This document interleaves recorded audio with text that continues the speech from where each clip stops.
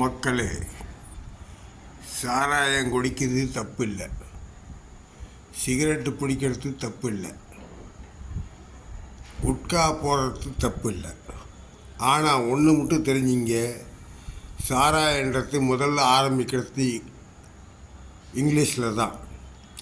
அப்புறம் வறுமையின் கொடுமையும் அவன் பட்டாயில் சாப்பிடுவான். அப்புறம் என்ன பண்ணுவான், டேய் மச்சான் ஒரு கிளாஸ் வாங்கி கொடுறானுவான். அப்புறம் என்ன சொல்லுவான், அவன் மறுநாள் போனதும் இன்றைக்கி என்கிட்ட காசு இல்லை, இன்னும் வேற இருப்பான், நீ வாங்கி கொடுத்தா வேணுன்னா வரணுவான். சிகரெட்டும் அதே போல தான். ஆரம்பத்தில் நீ பற்ற வைப்ப, ஓசியில் கிடைக்கும்.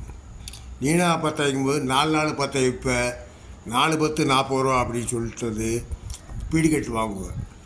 அப்புறம் மூளையில் கிடக்கிற பீடியை பொறுக்குவேன். குட்காவும் அப்படி தான். ஆரம்பத்தில் குட்கா போடுவேன், ரெண்டாவது அதுக்கப்புறம் என்ன பண்ணுவேன், தம்பாக்கு போடுவேன்.